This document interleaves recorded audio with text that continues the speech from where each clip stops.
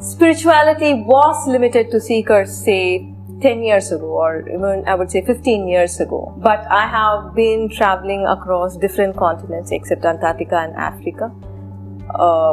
But in every nook and corner of the world where I have been to, there is an immense need for spirituality. There is this immense need to grow spiritually. People have always looked at self-help, but right now it is not about motivation, it is not about inspiration, it is not about, pulling yourself up, but actually it is about having the spiritual experience where the truth of it, if you want to say spiritual experience, means where you're moving beyond yourself, where you're pushing the barriers of yourself. But what people have realized is this is what they need in order to cope with all the stress that they're experiencing in their life. They're not able to actually handle the stress levels right now.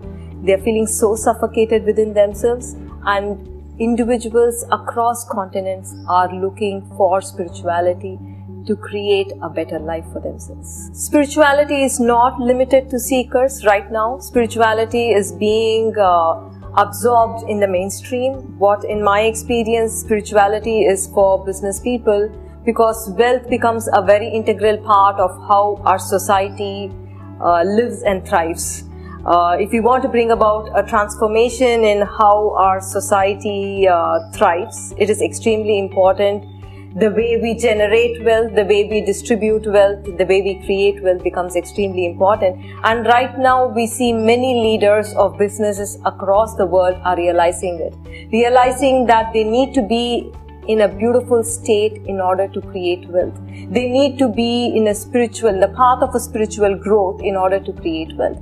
Because one is the level of stress. Two is they've realized only in the state of expansion, only when they have truly grown spiritually, they are intelligent, they are having the ability to give breakthrough ideas to a situation. It is not separate.